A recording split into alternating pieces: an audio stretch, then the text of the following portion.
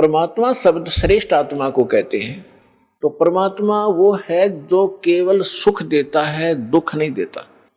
केवल एक सतलोक है, परम अक्षर ब्रह्म, उस उत्तम पुरुष का वो स्थान सतलोक है जहाँ दुख नाम की वस्तु नहीं, वहाँ जन्म, वहाँ मृत्यु नहीं, वृद्ध अवस्था नहीं और किसी चीज का अभाव नहीं। वहाँ कोई काम नहीं करना पड़ता आपको, कोई टेंशन नहीं, क्योंकि भरा भंडार भगवान का। अब जैसे ये सतलोक आश्रम वाला, ये मिनी सतलोक समझ लेना, उसकी रिहर्सल है, उसका एक सैंपल समझो। ये जैसे आप जी यहाँ आते हो, यहाँ आपको कोई टेंशन नहीं, खाने की, रुकने की, नहाने और धोने की। और सारा दिन आप तो एक हफ्ता रुकते हो, 4 दिन रुकते हो, 10 दिन रुकते हो, बना बना भोजन मिलता है, बिछे बिछाए मैट मिलते हैं, ऊपर पंखे चल रहे होते हैं, नहाओ धो, भगवान का भजन करो, चाहे 10 दिन रुको, आपको कोई टेंशन ही नहीं।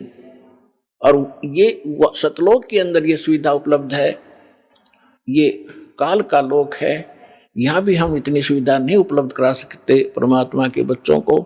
फिर भी हमारा जितना सामर्थ्य है कोशिश खूब करते हैं, क्योंकि सतलोक आश्रम बरवाला में आम आत्मा नहीं आ सकती, परमात्मा की विशेष लाडली आत्मा ही पहुंच पाती है।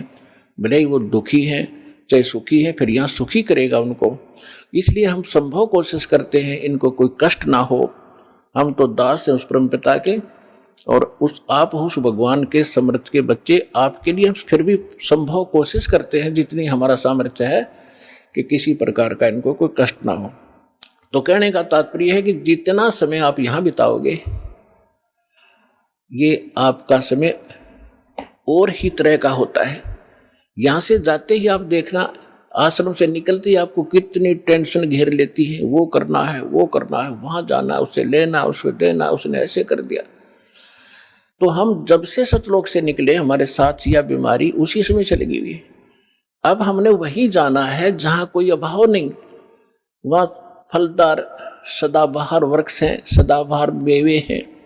जैसे जंगल में आपने देखा होगा शामक खड़ा रहता है, पहले पुराने समय में तो बहुत ज़्यादा फलदार वृक्ष होते थे, कहीं पर कुछ लग रहा है, कहीं पर कुछ फल लगे हुए हैं, खाओ तोड़ो खाओ बैठ के ठाट से।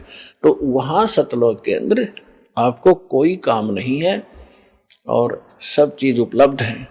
तो कहने का भाव यह है कि वो सतलोक है उस परम पिता परमात्मा का, और वो भगवान परमात्मा है।